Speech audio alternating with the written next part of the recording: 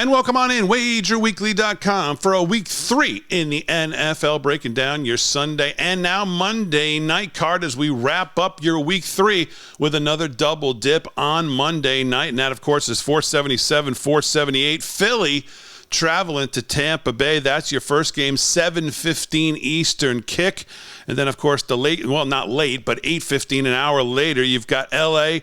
traveling to Cincinnati. But, of course, big question marks in that game at the quarterback spot. So let's start there, Polno. And Joe Burrow clearly limping off the field after the second loss last week. The calf injury that sidelined him in preseason looks like it possibly is re-aggravated. As of right now, the time recording of this on Friday morning, TBD in there for Cincinnati. Not sure what's going to happen at the quarterback position. How do you treat this?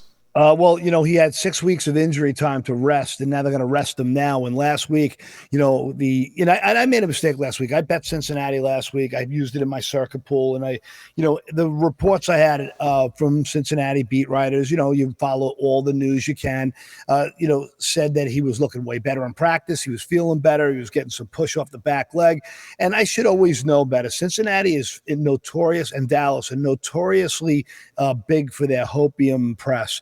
They overhype, they overinflate the this like joyful nature of it, and I kind of just wanted to believe. I wanted to believe Burrow was back. I'm a fan of his. I love the way he approaches the game. But you could see in the first quarter, he looked like he had some like drive in that back leg, and then after that, he really looked like he couldn't get a push on his deep throws. And again, it looked like the week 1 when I was against him. And, he was no threat at any point ever. So I don't know how you rest him here, how you don't rest him here. This is, if it's not right, what are you doing here? This is your franchise. What's the point? I didn't listen to Dr. David Chow's report this week, and I did listen to 2 other online reporters about it, saying that he probably can't injure it much worse than it is, but it can lead to injuries on his other ankle and his other calf by overcompensating. So I just don't see the point in not resting him at this point. But Browning as the starter in this game, there's no way you could bet him. You just can't. You don't know what you're going to get. You're going to get a Cincinnati team that's going to give all it's got, to rally around their fallen quarterback. But last week, what did they have? Their defensive line got abused. I mean, they got that game wasn't as close. I was never in that game, even though it was a close score. And I know damn well I never had a chance to cover that game. And the interior of the D-line was non-existent. And last year, that D-line was so unheralded and underrated. We started catching value on them the previous season before last, when we were saying, wow, this team's really coming on. This defensive line, everyone's sleeping on this, the historically bad Cincinnati defense. Well, they looked at like that historically bad defense last week, and just in scheme as well. Well, I don't want to get into the minutiae because it bores people, but I'm really concerned that not just of Burrow, but I'm concerned about the whole team in general. Something seems way off there to me in Cincinnati, besides Burrow's, obvious inability to get the ball downfield. All right, let's go back to game 1, Philly on the road to Tampa Bay. I'm not so sure in week 3 I would have been thinking to myself, let me look for a strong home underdog that's 2-0. I didn't know if it would be Baker Mayfield in the Tampa Bay Bucks, but that's exactly what they are, undefeated. And listen, he's looked pretty decent because he's taken advantage of Chris Godwin and obviously Mike Evans. And then you look on the other side of the ball. We talked about the Eagles a lot in that opening week and up in New England. Very lucky. The Eagles have really not played a complete game yet here as they go, and haven't given a complete effort is probably a better way to say it, as they head into here week 3 on the road. This is a tough little matchup. What do you see here? Well, look, you got to look at every game.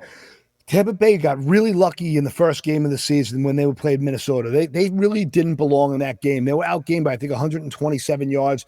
They had Minnesota had 3 turnovers, 2 in their own, in the Bucs territory, and both of those just absolutely changed the outcome of that game. I had that game much closer by score than what the outcome really was. But Philly's been super lucky too. They were fortunate to get a bunch of 5 fumbles, by the Vikings themselves as well. So, I think both of these teams have kind of been doing a little bit with smoke and mirrors so far. Eagles don't look like the Eagle team I expected to see this year. And anybody who's ever heard me on The Fanatic for the last 20 years knows how much I like that team and the organization in general. They do not look right yet either. But Tampa Bay does look right. What looks right to me, despite that lucky win last week, you really saw Mayfield, as you said, finding Mike Evans, finding Godwin, finding his targets, and getting to his first read quick and decisively. The offensive scheme they've planned for him, is perfect for him, and he's staying within it. Now, we all know Baker is capable of just bakering it up and losing his mind and letting his ego get in the way. But hopefully he's humbled. Hopefully he's serving the team from a good place. Let's hope he's that guy, because this quarterback deprived league could use him. And Tampa Bay, was left for dead. So I'm leaning Tampa here with the points.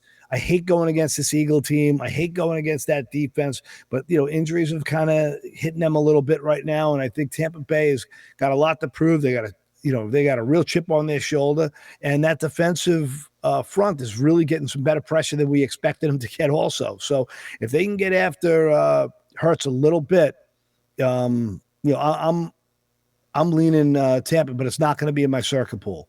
And you look at Hurts, speaking of quarterbacks, he's averaging just 9.1 yards per play, where last year he was averaging closer to 13. He's been sacked more on an average this year already this season than it looks like, obviously, than the numbers last year. So, listen, teams are either doing their homework on him, have had the time now to kind of see what he does, or, like we said, the Eagles just have not kind of put it into gear yet. Will be interesting to see here what they do on the road in Tampa Bay. So that's your opening Monday night game. Those are both Monday night games. And I would say, Paul, just to close this out, this whole Monday night thing with Cincinnati, obviously we will do another update to this. We'll have a Monday show where we'll have the most up-to-date information. So I'd say look for that. We'll probably release that Monday. What do you think Monday, timing-wise? So when we get about 11 a.m.-ish? Yeah, I'd say Monday morning. So Monday morning, hopefully we'll have updated information on your LA-Cincinnati matchup. That, of course, is your later game on Monday night. Check for that right here as we close out Week 3 at WagerWeekly.com.